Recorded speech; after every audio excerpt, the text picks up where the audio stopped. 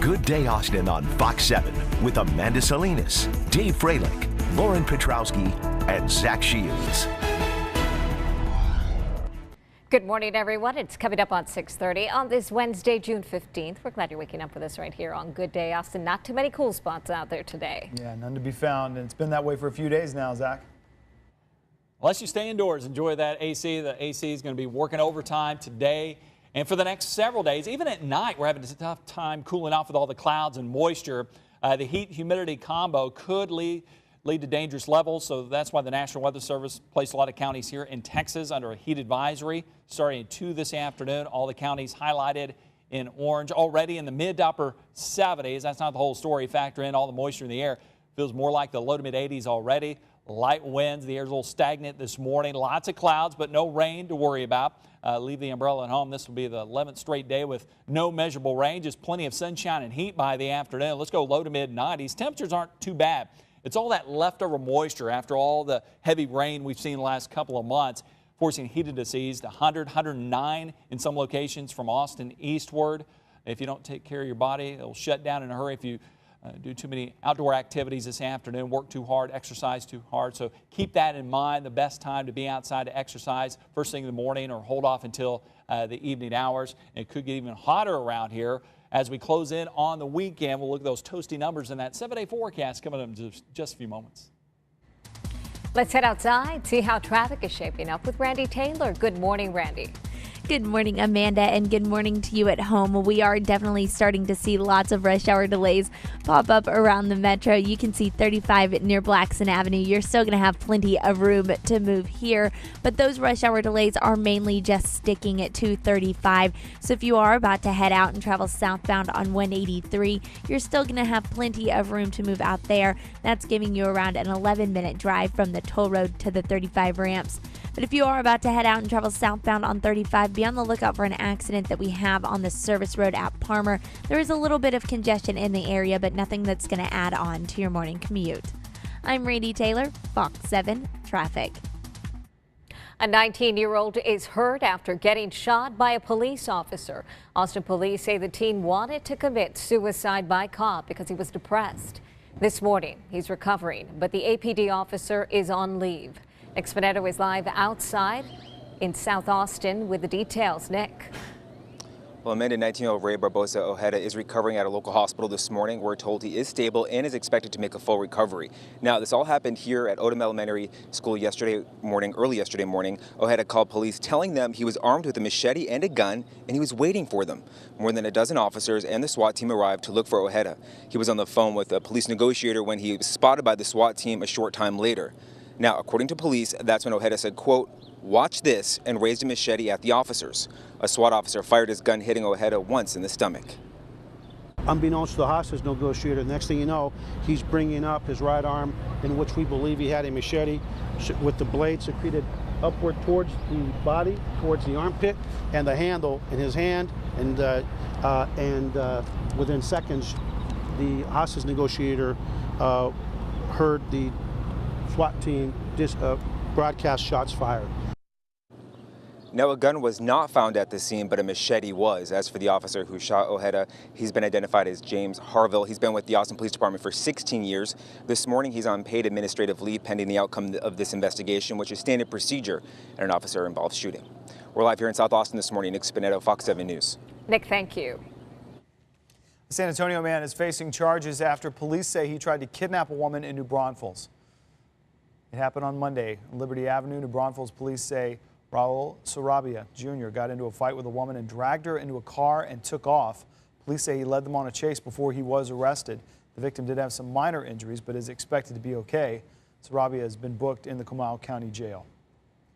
The Austin City Council is ironing out a plan to help cut down on traffic and make the city more accessible. Mayor Steve Adler is pushing for a more than $700 million mobility bond to fix Austin's most traveled roadways. Fox 7's Bridget Spencer has the details. Austin's rapid growth is one of the capital city's biggest problems. In my opinion, I think that the city has been limited in their they're thinking about how fast Austin would grow and how popular it would become. Nancy Crowther saw the change happen right before her eyes over the years. Her main concern is that the city can keep up with not only drivers' needs, but people who have needs like hers. The South Austin resident mostly walks and commutes in her scooter. Sidewalks primarily, and any type of mass transit. It can only help. Mayor Steve Adler has a $720 million bond on the table. In this city, mobility and affordability are intertwined. They're two sides of the same coin, and we're not going to be able to solve one unless we solve the other. And we're not going to be able to solve either of them unless we're willing to actually invest in. $500 million would go toward improving Austin's most traveled streets, like North and South Lamar, Guadalupe, East Riverside, and Airport, just to name a few.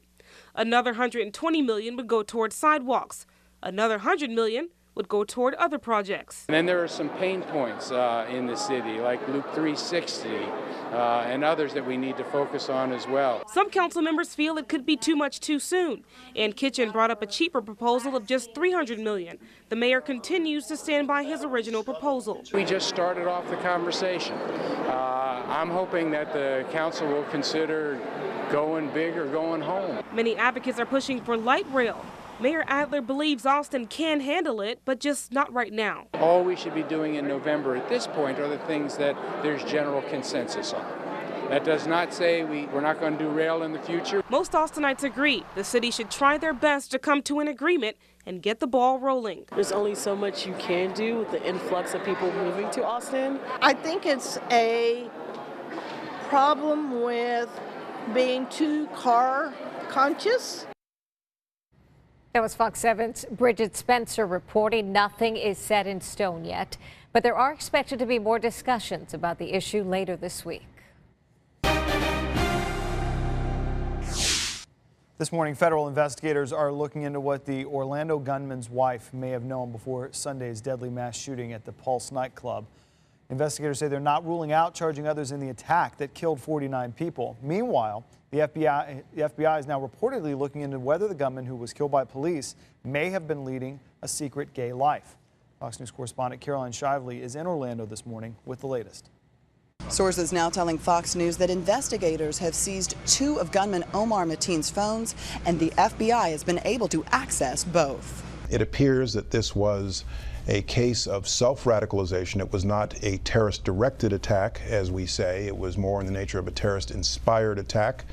He does not appear to have been part of any group or any cell. The FBI is now reportedly looking into whether Mateen reached out to men on gay dating apps and may have been a regular at the gay club he attacked. People are getting hit by bullets, like blood is everywhere, and then there was a moment where he stopped, and that's when I first realized that my leg was shot. Meantime, FoxNews.com reports that a federal source says prosecutors have convened a grand jury to investigate Mateen's wife, Noor Salman, seeking to charge her with failure to notify law enforcement about the pending attack and potentially as an accessory to 49 counts of murder, a number doctors warn could climb. There are 6 people in the hospital right now from this event that remain critically ill. And as I said the first day, I would be surprised if we do not see the death toll rise. From this, we're doing everything that we possibly can. Mateen's father spoke out yesterday telling reporters that the club should have had better security so that his son would not have had what he called this opportunity.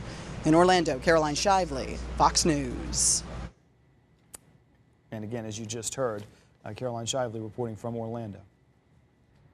Chick-fil-A's in Orlando opened up on Sunday to cook food for blood donors. The store handed out free chicken sandwiches and sweet tea to people waiting in line at the One Blood Donation Center.